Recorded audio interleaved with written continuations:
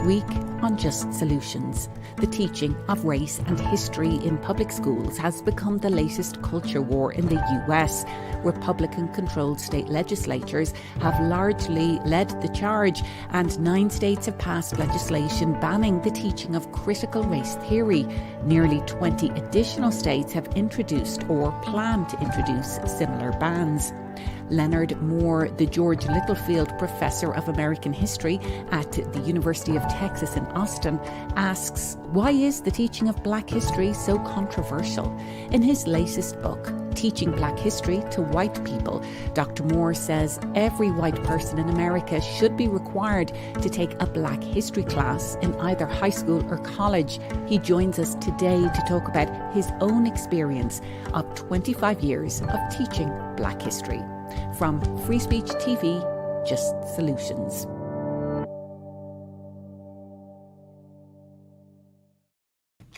Dr. Moore, it's great to have you with us. As we heard there, you've been teaching Black history to a lot of white people over the past 25 years, and in the South, especially at LSU in Louisiana, now at UT in Austin. So what have you discovered about what white people either know or don't know about Black history when they show up in your class? The first thing I noticed is that, there's a strong desire to learn about the Black experience. They want to know about it. I mean, I tell people, white people in the South, white people, period, talk about Black people all the time, at work, at home, at church.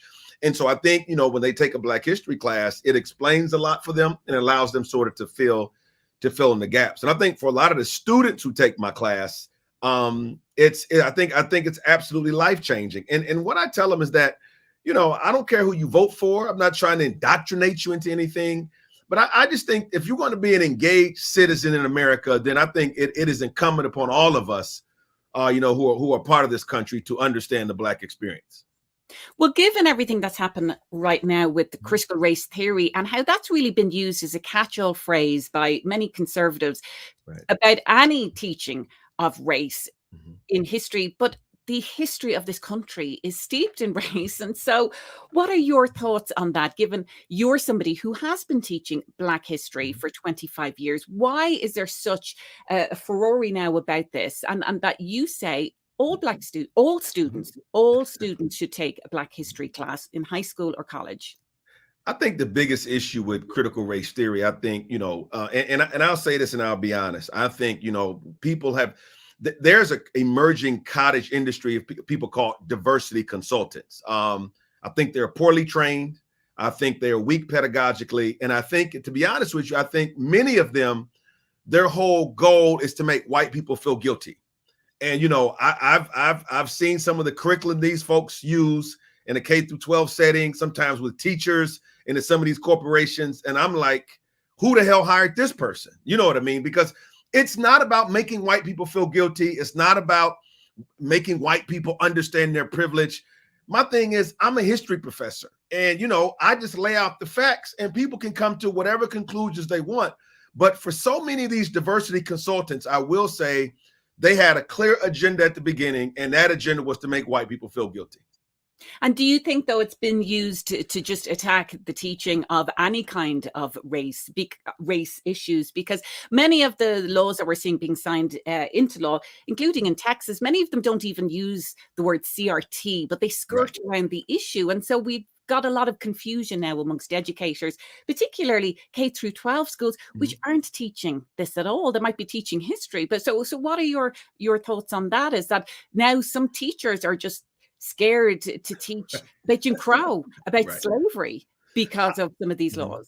I understand the dilemma that puts teachers in, and I'll say this. I think when you get away from the actual history and the actual facts and you get into a lot of theoretical stuff, I think that's where a lot of people get in trouble. I've been teaching Black history at the college level for 25 years. Never had a problem at all. Never had a problem at all. And so, but I do think if we're going to teach it, we got to teach it right. And I do think, I will say this, sometimes you do have, if you're teaching Black history to a younger audience, sometimes you do have to be sensitive and be thoughtful as to how you present the information. And so I think for a lot of the people who want to do this kind of work in a K-12 setting, I think you got to be thoughtful. I think you got to have the right people doing it. And I think it can't be agenda driven. Well, how do you teach history then, particularly to white students? And I want you to tell the analogy of a Monopoly game, Yes. because Okay. this is such a great way to explain systemic Right. racism, attack on voting rights, and the multi-generational impact of the Jim Crow laws and the ongoing systemic racism. So, Right. so take us through the Monopoly game analogy, and as one of the pieces that you use to teach. Yeah, so what I basically lay out is this Monopoly game where, so let's say it's me and 6 of my white colleagues who meet up and we're going to play a Monopoly game. We each get $1,500. We pick our piece, the car, the shoe, the man on the horse, the thimble, whatever. And and I'm ready to play. I'm educated. I'm ready to play. I'm ready to engage. I'm ready to be competitive and things of that nature.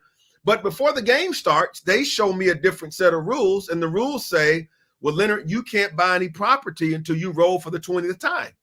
And I'm like, well, that's not in the rules I had. And they say, no, Leonard, this is the rules. And so I look at the rules and it's like, it says that I can't buy any property until I roll for the 20th time. But I can pay taxes. I can pay rent when I land on people. And of course, as I'm Black, I can go to jail. And so now, even though I know that obstacle is in front of me, I'm still confident that I can compete. But now it gets to the time where I'm ready to roll now, and I look around at the board and all the property has been bought. So now when I am eligible to buy property and compete, there's no property for me to buy. And so let's say a friend of ours walks in and they see everybody else with money and property. They say, Leonard, where's your money and property? And I'll say, I don't have any, because they were racist. They would let me play. And they say, oh, Leonard, that happened a long time ago. You're just lazy. You want the government to take care of you. That's part one. Let's say part two, after an hour and a half, we get up and our kids take our place. We go to dinner. Our kids come and take our place. And my daughter, Lauren, she sits down in my chair. And when our kids take our place, we give them our money and our property. But guess what?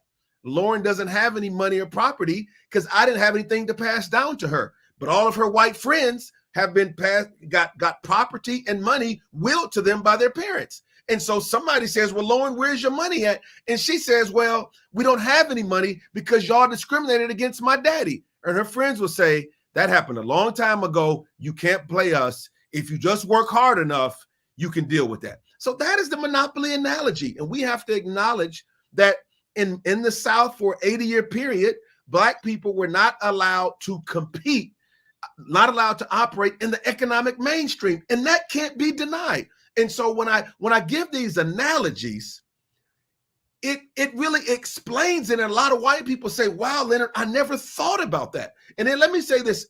I was asked the other day, I was on another radio show. Somebody said, well, Dr. Moore, do you believe in systemic racism? I said, just for the sake of this conversation, let's say racism ended with the November 2007 election of President Barack Obama. Let's just say it ended there. I say, okay, do you still agree that we would deal with the legacy of racism for considerable time after that? And so you have to give people analogies where they can see it, but it's not about pointing the finger at white people and saying, you did this to me, I'm holding you responsible, it's because you're white privileged and all that. And I think that's when people put the boxing gloves on.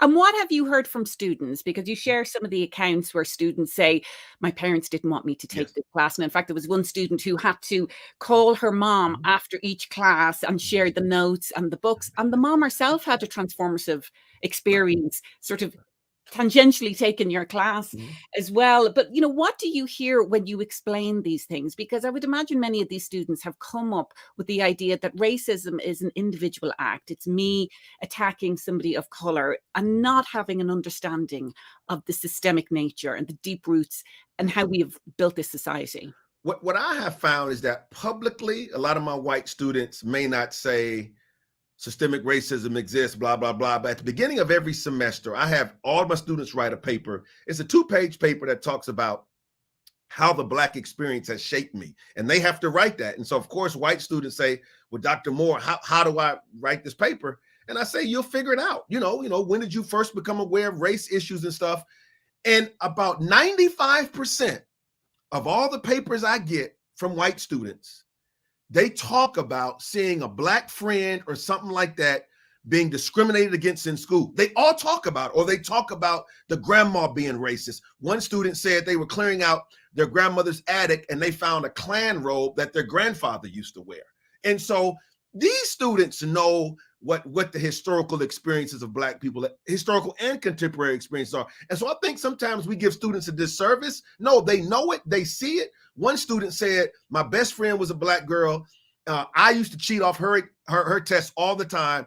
And she said, but they would always blame my friend because she was Black. And I always had to explain to them, no, I was the one who cheated off her paper, not vice versa. So students are very, very aware. Well, you explained there the monopoly analogy and how people were excluded from home ownership, Yes. not just in the South, of course, redlining practices, which excluded Black families from buying homes in certain areas was a very real thing. And in your book, you talk about your own personal experiences, your family's experience with the Great Migration, moving north from the Deep South, but also your in-laws' experience with trying to purchase a home in Pasadena, California, which many people might assume is a bastion of liberalism. Granted, this was several decades ago, but just explain that real world example so we can see the lingering impacts of these policies. Well, I mean, there are two examples. I was born in a suburb called Cleveland Heights, Ohio. Right next to Cleveland Heights is a much wealthier suburb called Shaker Heights, Ohio. So when my dad bought the house in Cleveland Heights, Ohio in 1965, he wanted to buy a house in Shaker Heights, but he knew because he was Black, they wouldn't let him buy a house there. Similarly, when my father-in-law moved to Pasadena in the 1950s, he wanted to buy a house in a much wealthier neighborhood of Pasadena, but because he was Black, he was told he had to limit his search to 1 or 2 streets. Now, here is how this plays out over generations. The house my father-in-law wanted to buy, that neighborhood, those houses right now sell between $3.1 and $3.8 million. That's the house he wanted to buy. The house he had to buy is worth $600,000. So you're talking about a net loss of $2.7 million. And when you consider that for most Americans, home ownership, our property, is our greatest asset. And it's the one asset, we could pass down to generations, things of that nature. And it goes to show you that when you talk about redlining and housing discrimination, there is a significant economic loss that many African-American families had because they were not able to purchase homes in neighborhoods that they desired. And that, of course, then leads on to multi-generational impact. As you said there, purchasing housing is how the middle class was built in this country. Absolutely. We'll let viewers know that we'd love to hear from you. Let us know where you're watching and join in this conversation. What are your thoughts on teaching Black history? Have you been taught any of this? Is this something that you're engaged in? We'd love your questions or comments on our social media platforms. But also, the book by Professor Moore that we're discussing today is available as a thank you gift when you show your support to Free Speech TV. We are in our pledge drive. You can get a copy of Teaching Black History to White People when you call us at 1-877-378-8669 or go online at freespeech.org. Well, Dr. Moore, you have a whole chapter in this book aimed really at white liberals.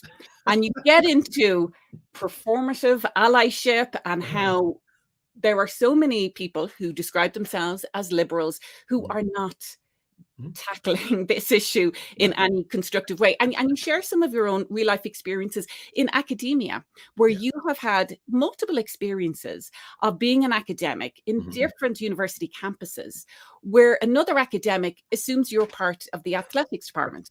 And they don't acknowledge you or understand. No, I'm an academic. I'm a history professor.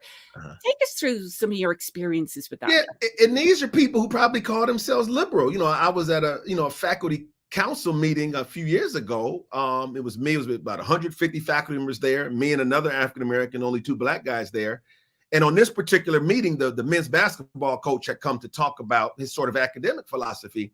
And at the conclusion of the meeting, I was getting up and we were talking, and I overheard one of my white colleagues point to me and basically say, what I heard was, quote, "Ask him, he's an assistant basketball coach."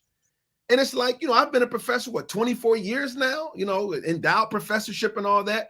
But, another time, me and my family were out in San Francisco, I was getting a rent-a-car at the Avis, and a person saw my profile that I worked at the University of Texas. And the first thing he said is, "You out here recruiting?" And I said, "Recruiting what?" He said, "Recruiting athletes." And so I am constantly stereotyped that if I work at the University of Texas, then I must somehow be associated, with the athletic enterprise. And so part of my frustration with white liberals, I think they view Black people through a stereotypical lens. And let me say this. White liberals, my biggest frustration with white liberals is that they assume that they know what's best for Black people. And let me give an example from a law school I was asked to visit. So there was a situation at a law school where a Black professor had given a question on an exam and the students didn't like it. And here was the question.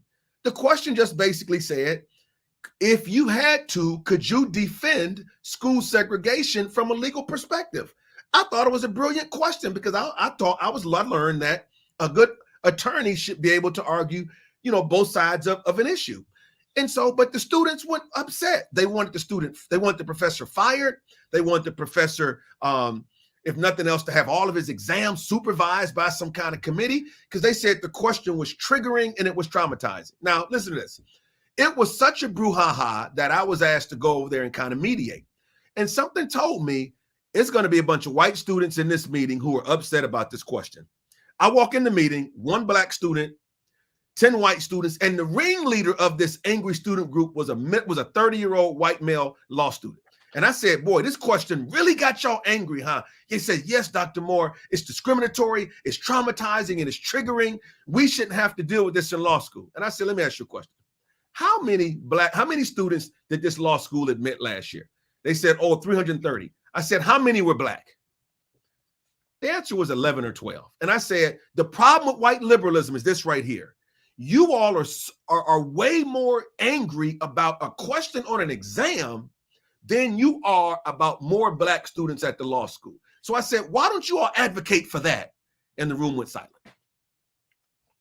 Well, the chapter on what white liberals need to be paying attention to has some excellent talking points.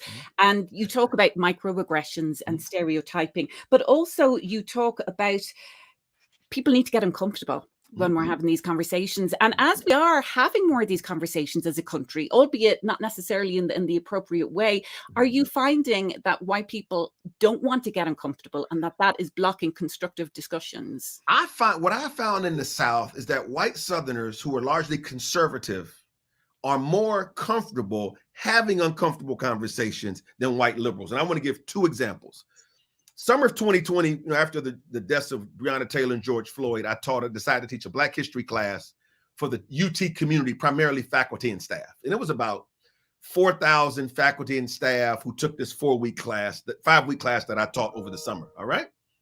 So anyway, they loved it. They were learning a lot. And I said something at the last class. I said, it would probably be in the best interest of Black people if President Trump got reelected. Now, when I said that, the white liberals came out of the woodwork. I can't believe you would say something like that.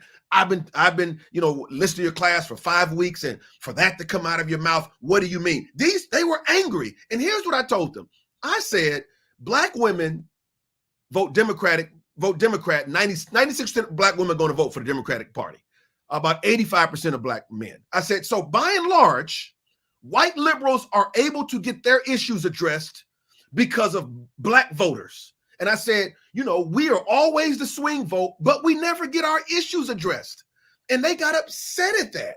And so part of my thing is this thing about getting uncomfortable is I found white conservatives are much more eager to have these conversations. Now, the thing is, white conservatives want to be able to express themselves freely, and that's what I let them do. But I found with white liberals, they like to shut down conversation they don't like. In class 2 weeks ago, I threw out the question. I said, why do you think Donald Trump is popular amongst men? Black men, Mexican men, Mexican-American men, white men, so forth and so on.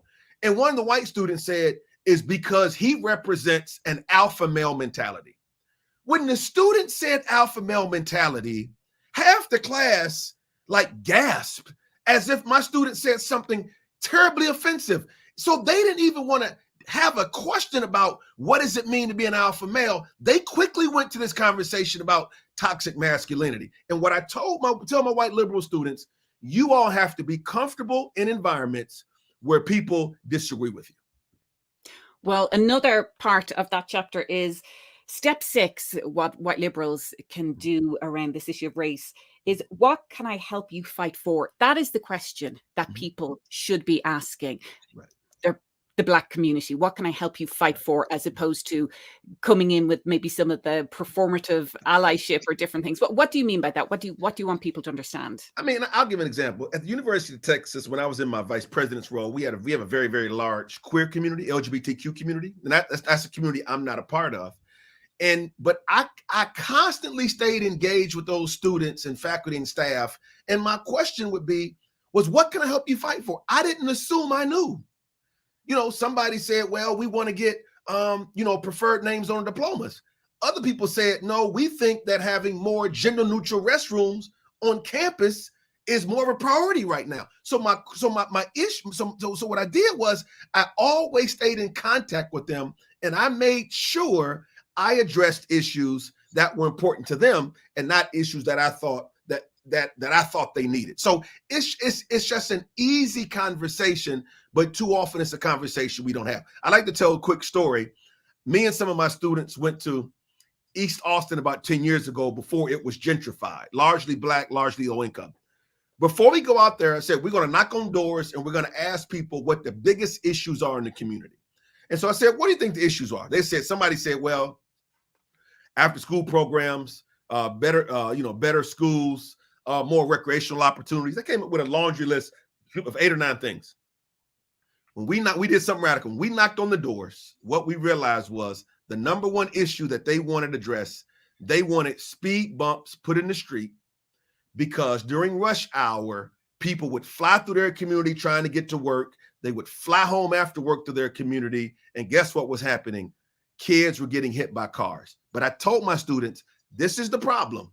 When you impose upon people what you think they need, as opposed to simply asking them. I said, we would have never came up with this idea of speed bumps in the streets because we don't live in the community. So that was very, very eye-opening for my students. I want to make sure we talk about police brutality. And you mentioned a couple of the very high-profile cases there. And I know people flocked to your classes in the aftermath of some of those the killings that you mentioned. What do you hear from students who are coming to learn more about, white students particularly, about their understanding of the dynamics of policing and the systemic racist nature of policing right now? Well, it was funny, in that paper I told you to write a couple years ago, was a white female student whose dad was a police officer. And in her paper, she said that her dad would come home every day bragging about how many N-words he arrested. Another student, dad was a police officer. She said that she would visit him on the weekends and he would force her to use the N-word. Now, these are people in law enforcement. And so when we talk about police brutality, what I like to remind, I ask people a set of questions. I said, do you think they're a bad football coach? They'll say yes. Do you think they're bad teachers? Yes. Do you think they're a bad business owners? Yes. Do you think they're a bad investment banker? They'll say yes. Do you think they're bad restaurants? Yes. And I say, so if you agree all these other areas and professions can have bad people, why is it that you are assuming that you can't have bad police officers?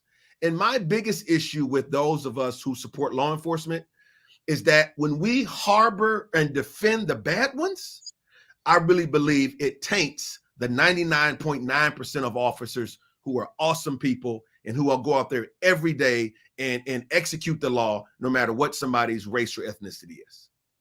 You've told the story. We talked earlier about how you have been mistaken for a member of the athletics department when you're in university campuses, but you've told the story of almost using that as a protection against police. I think you were, it was in North Carolina, and you were driving back to the airport. It was very late, and you changed from, say, suit and tie into an athletics kit because you thought that could maybe protect you if you were stopped by the police. Please tell that story. So I was going to Appalachian State University, and I really didn't pay attention. I knew I was going to fly into Charlotte and drive, but I just assumed it was on a major interstate.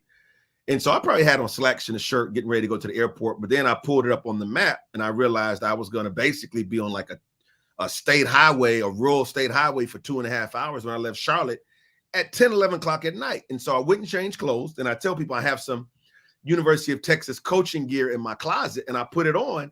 And people said, well, Dr. Moore, why would you put that on? is because if you think about it, sports is one of the few things that Black men and white men can bond over, regardless of our political orientation.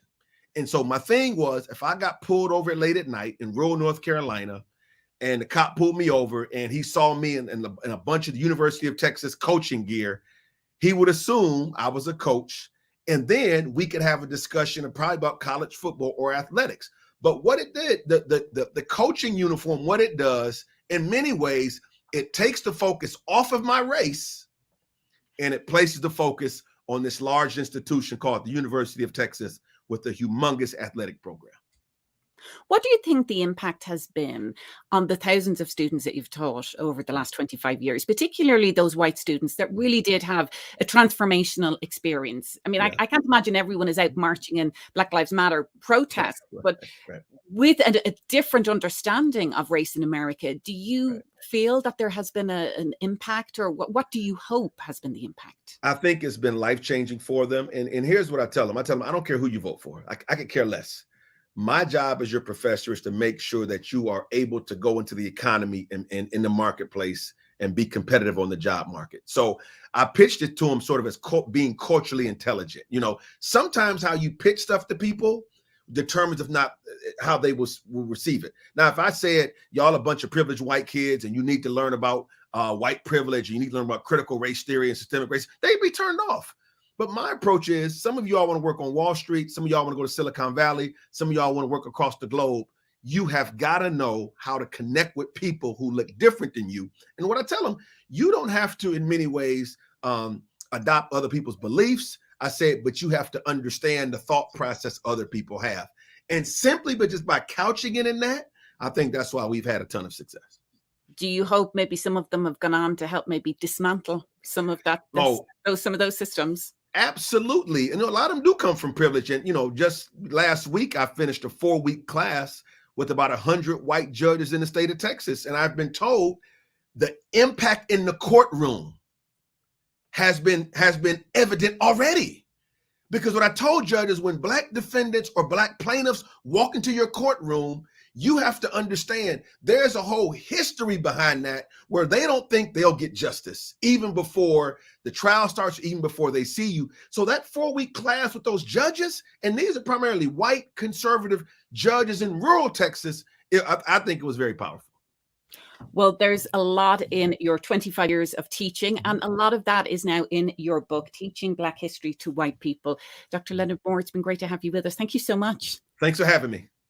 Now, you may not be able to take Dr. Moore's class, but you can get a copy of Teaching Black History to White People when you show your support to Free Speech TV. For a pledge of $100, we would love to give you this as a thank you gift. And also in your recognition of the incredible work being done here at Free Speech TV and the in-depth conversations that you're getting on shows like Just Solutions.